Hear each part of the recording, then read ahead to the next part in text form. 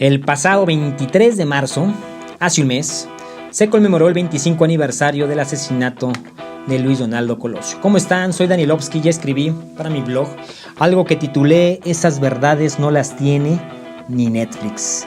Netflix produjo una serie sobre el tema, produjo una serie sobre el asesinato de Luis Donaldo Colosio. Es una serie que está muy bien hecha, caracterizan a los protagonistas de este momento histórico muy bien y los protagonizan con sus nombres reales, es decir, Carlos Salinas es Carlos Salinas, Ernesto Zedillo es Ernesto Zedillo, Luis Donaldo Colosio es Colosio, José Córdoba Montoya, este personaje siniestro para la historia política de México, es José Córdoba Montoya. No tienen por qué estarle poniendo disfraces al apellido como alguna vez Netflix ya había hecho con otras series, a veces cuando tienen que ocultar cierta privacidad de ciertos personajes, pues los personajes les llaman de otro modo.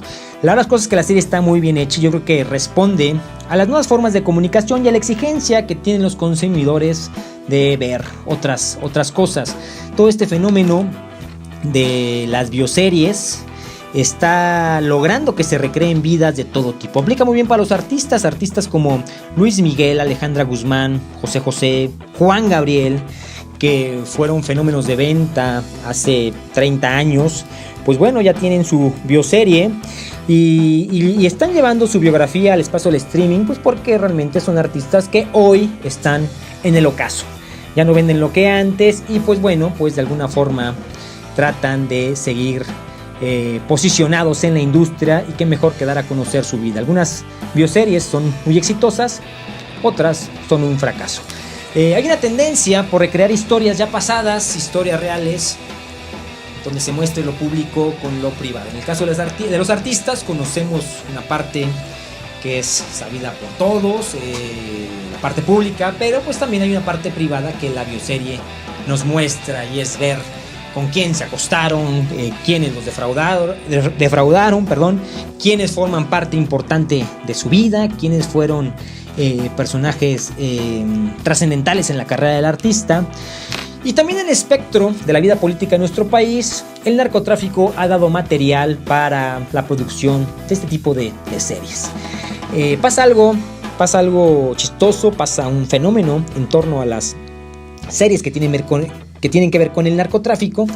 Es que cuando la gente las ve y las termina de ver, las narcoseries, de pronto sienten una admiración por el capo del cual se está hablando. No falta aquel que después de haberse reventado la serie del Chapo Guzmán comienza a alabar, a enaltecer las habilidades empresariales del Chapo Guzmán. ¿Cómo es posible que alguien que no tenía ni la primaria terminada haya hecho ese emporio? A mí me pasaba algo con las narcoseries. Mis prejuicios me impedían verlas. Y cada que alguien hablaba sobre su narcoserie favorita, yo hacía entripados y mi posición era como si tuviera un tipo de superioridad moral.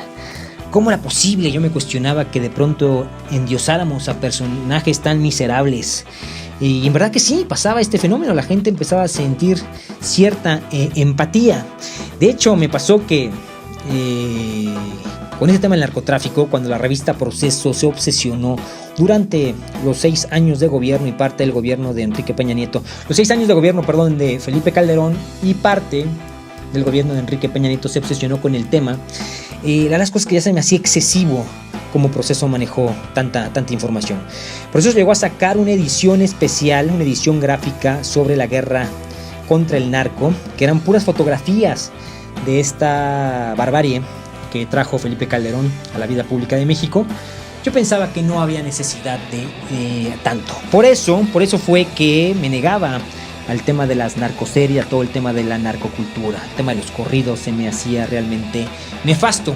Pero bueno, déjenles cuento que un día en mi casa prendo la televisión, voy a la aplicación de Netflix y me encuentro en las recomendaciones a Diego Luna interpretando a Miguel Ángel Félix Gallardo en la serie de Narcos México. Me quedé viendo la pantalla. El botón de reproducir parecía que me hacía un guiño y antes de darle play me vinieron esas voces a la cabeza de muchos amigos, muchos conocidos que ya la habían visto. No mames, está de lujo, usan los nombres reales. Ahí ves cómo inicia el problema del narcotráfico en México. Es diferente a una narcoserie, es un documental, es diferente a todo lo que hemos visto en torno al tema del narcotráfico. Así que le di play y dije, bueno, le voy a dar 15 minutos. Y en 15 minutos le apago y veo otra cosa. Pues que les cuento, vi el primer capítulo, el segundo, el tercero. Ya ven que Netflix tiene sus estrategias perversas para seguir sin parar y acabarnos todo el contenido que tiene en su plataforma. En un fin de semana había terminado de ver Narcos México. Igualmente, cada que veía algún dato o salía algún personaje nuevo, iba a Google, lo googleaba para ver quién había sido ese personaje, para ver qué tan verídico era el hecho. Ya ven todas estas páginas de quién es quién en la serie de Narcos México, quién es quién en la serie de el Chapo Guzmán. Bueno, igualmente empecé a sentir empatía por los personajes que salían en Narcos México. Joaquín Cosío, este actor, que le hará las cosas que ustedes lo recordarán ya en varias películas, de hecho en la película del infierno en 2010, que habla sobre narcotraficantes, habla sobre la guerra contra el narco. Joaquín Cosío interpreta al Cochiloco. Pues el personaje es simpático, la verdad las cosas, por muy narco que sea. Igualmente en la serie, aquí prácticamente es una prolongación de su personaje aquel. Aquí no es el Cochiloco, aquí es Neto Fonseca, un capo igual de los años 80. El personaje es simpático y de pronto empecé a tener empatía con él. Me tragué mis palabras, comprobé lo que es el arte de escupir para arriba y me gustó Narcos México. Netflix, Prime, HBO y muchas otras plataformas están poniendo los temas de las sobremesas. Y los temas son las series que nos gustan. Llevamos 2 semanas soportando a los fans de Game of Thrones. En Facebook suben memes, spoilean el capítulo que vieron, suben noticias, empiezan a hablar sobre su serie. Igualmente pasa con otras maneras de relacionarnos con el tema de las bioseries. El tema de las bioseries, algunos la complementan con algún libro que hayan leído sobre el personaje en cuestión, alguna edición bestsellera que hable sobre la vida de Luis Miguel. Ha habido biografías no autorizadas de Luis Miguel, que bueno, quien haya leído ese tipo de libros pues tiene como cierta autoridad para desmentir a la producción. Como que tenemos una costumbre extraña en estas discusiones, en estas pláticas, querer tener un dato más que nuestro interlocutor, algo que sea más trascendental para el debate, para la plática. Y ya en todo este ejercicio inútil de debatir sobre las cosas irrelevantes que pensamos son trascendentales, digo, de algo tenemos que hablar, de alguna manera tenemos que rendirle culto al ocio, y pues qué bien que lo hagamos hablando de las series que nos gustan, de las narcoseries o de las bioseries. Ya que estamos en todo esto, no falta quien tiene una verdad que nadie tiene, que le da derecho a desmentir a la producción, y es esa verdad que hasta la hablan en quedito, que nadie sabe. Ni en la serie obviamente no salen los libros, no lo sabe la policía. Y son estos datos, por ejemplo, me viene a la cabeza, nunca falta el amigo. Tenemos un amigo que tiene un primo y que ese primo tenía un vecino y que ese vecino tenía un tío y que cuenta ese tío que estuvo en una fiesta del Negro Durazo, donde según se armaron los balazos y donde él se metió debajo de una mesa, pero que vio caer muerta una güera guapísima y que él estaba seguro que era la mamá de Luis Miguel. No falta aquel que conoció de cerca al Señor de los Cielos. Yo soy de Querétaro y aquí en Querétaro el Señor de los Cielos tenía una casa en la colonia Colinas del Cimatario.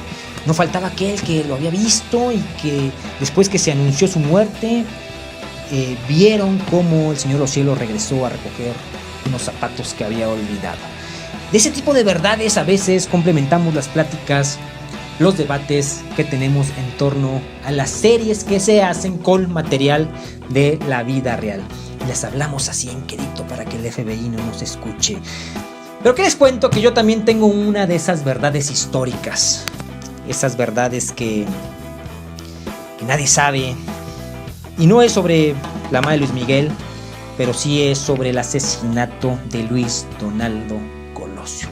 Y es momento de que sepan mi verdad, y se las voy a contar.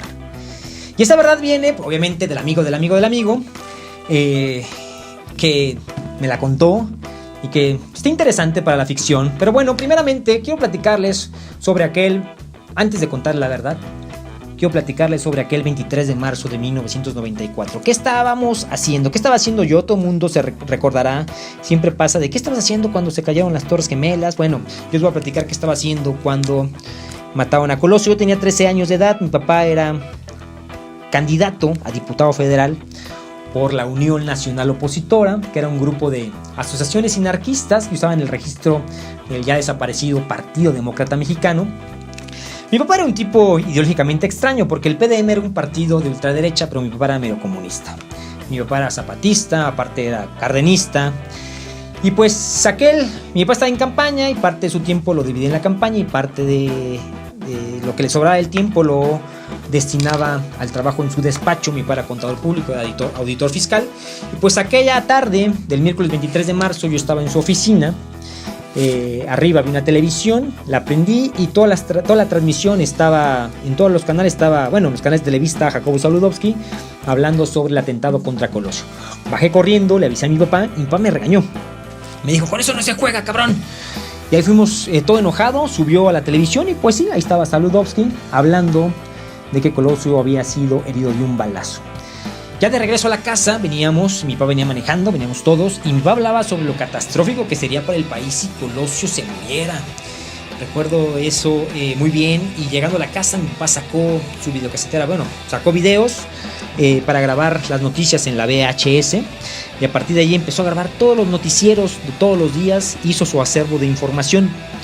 Cuando salió el video del balazo a Colosio, ustedes lo recordarán que sale semanas después, este video, donde se escucha de fondo la canción de La Culebra de Banda Machos, que algunos paranoicos decían que a lo mejor la canción tenía algún mensaje o era como la luz verde para que le dieran en la madre a Colosio.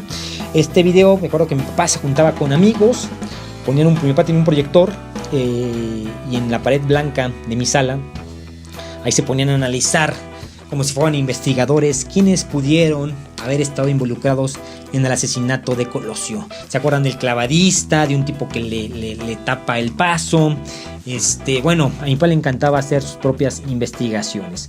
Pero ¿cuál es esa verdad que sé sobre el asesinato de Luis Donaldo Colosio? ¿Cuál es ese dato relevante, mamalón, que me hace protagonistas en los debates sobre la serie, que no sabe Netflix, que no sale en ningún libro de historia, que no sabe nadie? Pues resulta que mi papá tenía un gran amigo. Mi papá ya murió. Mi papá tenía un gran amigo. De hecho, este amigo sigue siendo gran amigo de la familia. Esta persona quería mucho a mi papá y mi papá igualmente es un tipo excepcional. Obviamente no digo su nombre. Él trabajó como director en una empresa de Pedro Aspe Armella. Pedro Aspe Armella fue secretario de Hacienda en el salinismo, en el salinato, para que se oiga así más político, en el salinato. Esta persona, el amigo, contaba que Pedro Aspe Armella a su vez contaba que aquel 23 de marzo de hace 25 años estaba en Los Pinos junto con Carlos Salinas viendo asuntos de la economía nacional.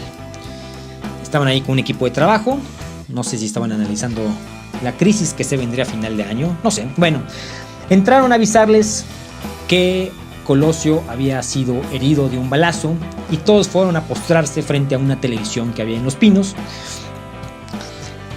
Cuenta el amigo que contaba Aspe que Salinas estaba muy nervioso, pero sobre todo muy triste. Horas después reciben una llamada donde les avisan que Colosio había fallecido, y Salinas, que después fue sospechoso directo del asesinato de Colosio, enloqueció, empezó a gritar, empezó a caminar por los pasillos, se agarraba la cabeza, no se agarraba los pelos porque no tenía, pero empezó a patear, a aventar las cosas, a maldecir a toda la clase política, corrió a todos los que estaban ahí, lárguense, y que decía y gritaba: hijos de puta, Colosio era mi hijo, me lo mataron. El amigo de mi papá contaba que según Pedro Aspe Armella, decía que Salinas no pudo haber sido el autor intelectual del asesinato de Luis Donaldo Colosio. Y eso no sale en la serie de Netflix. Eso no sale en ningún libro de historia. Ahora lo sabemos. Lo saben muy pocos. Ahora lo saben ustedes. Por favor, sean discretos con esta información que puede ser peligrosa. Muchas gracias. Soy Dani Lobsky. Nos seguimos escuchando o leyendo aquí en redes sociales, Facebook, Twitter o donde nos topemos. Muchas gracias.